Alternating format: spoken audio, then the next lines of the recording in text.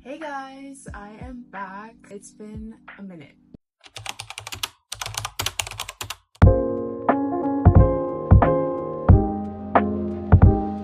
So in light of TikTok possibly being banned next month, I decided to come back here on YouTube.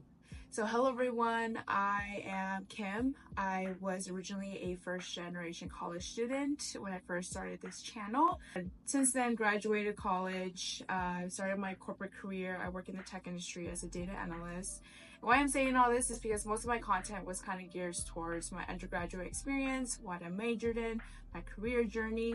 And yes, I still want to talk about those topics now that I want to get back onto YouTube, but I also want to venture out and talk about other things that I also talk about on TikTok. About my career journey, what have I done in the past 3 years when it comes to my career since I graduated. But I do just want to touch up on like what's been up, where have I been, where am I at. So I'm going to put in the timestamps here on like if you want to just hear what is my career journey, how I got to where I'm at right now.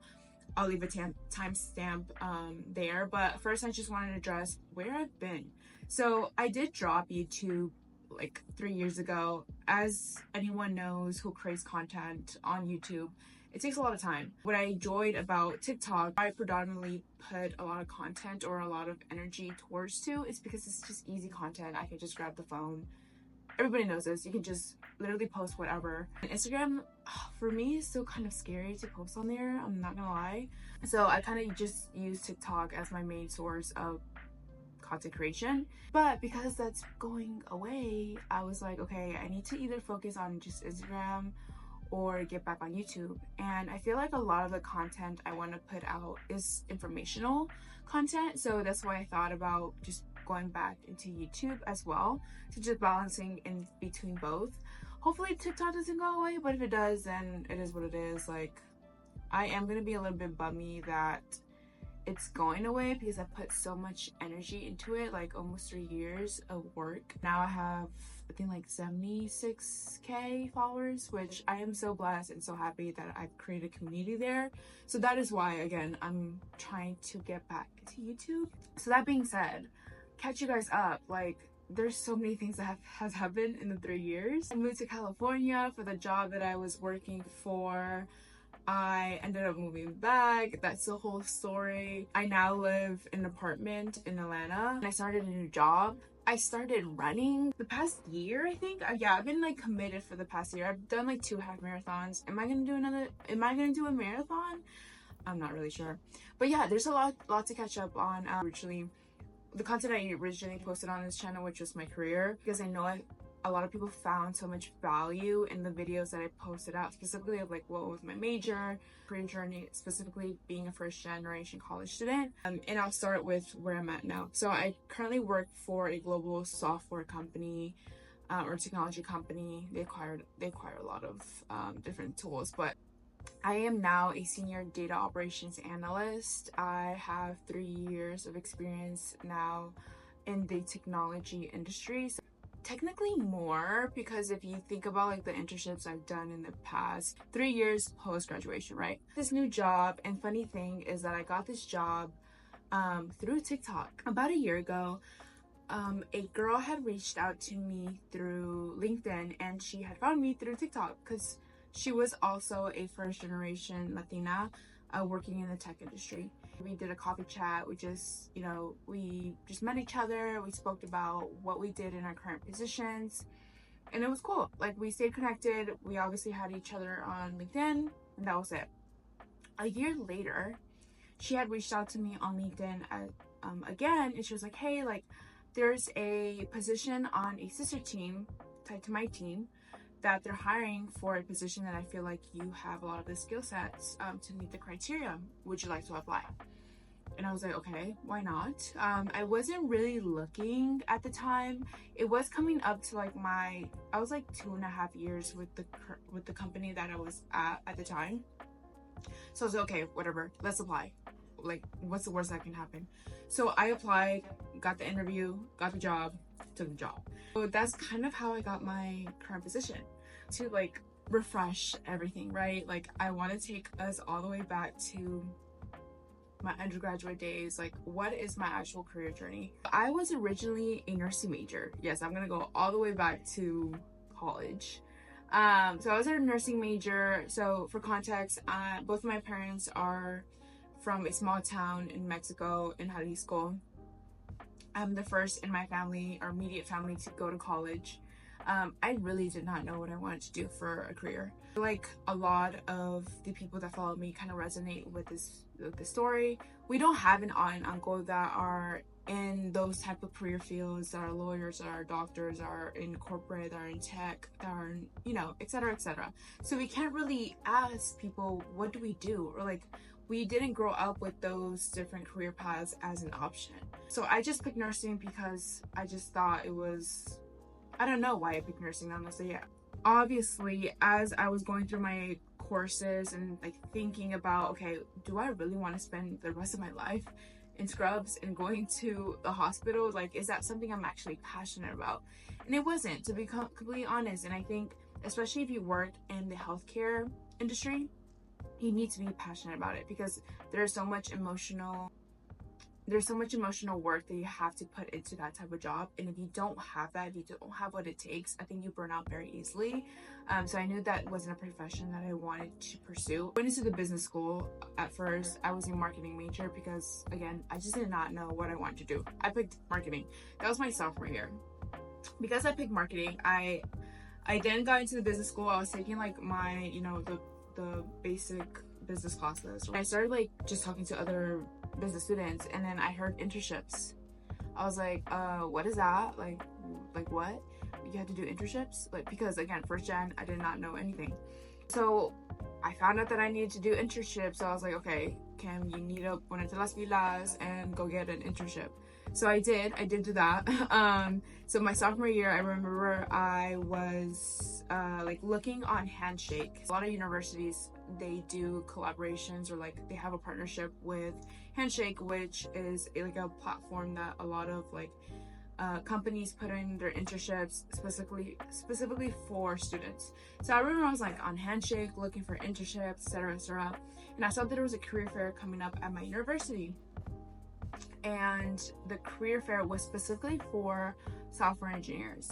But I was like, whatever, I'm just gonna go because, and I wanted to go because a company that was hiring for a social media analyst, because at the time I was a marketing major, was hiring, and there were like the recruiters were going to be there.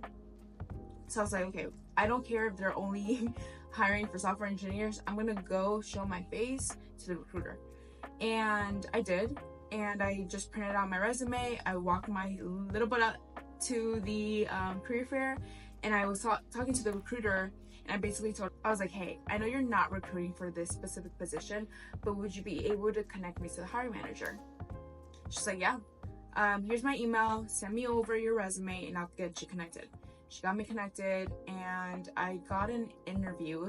It wasn't a crazy interview. Not like these like 6 interviews before you get the rejection letter, or like if you got the job. And it was a pretty like quick, easy. And then I remember I was in Cancun with some friends that I got the internship. So I did that. So that was specifically for a cybersecurity company, and that's when I realized I wanted to do something a little bit more technical. And to be quite honest with you, why I wanted to do something a little bit more technical was because of pay. Because as I was talking to the other interns that had different job positions, I was the person that was least paid. And that's just naturally because I was in marketing. Nothing wrong with that. Like, that's, if you enjoy marketing, freaking do marketing. I like marketing because I do this stuff. Like, I think marketing is so important, but I did care more about the money, to be quite honest with you. So I ended up switching my degree to computer information systems. I also liked the tech industry. I was very interested in the tech industry based on that internship. So the next internship that I did, Amazon Web Services, see a trend here, I'm seeing the tech industry. So I got a marketing analyst role with AWS, and with the marketing analyst role, yes, I was still in marketing, but I was getting a little bit more closer to data analytics. So I was basically reporting on or doing data analytical work, but for marketing teams. So like doing through rates, looking at like traffic to the websites.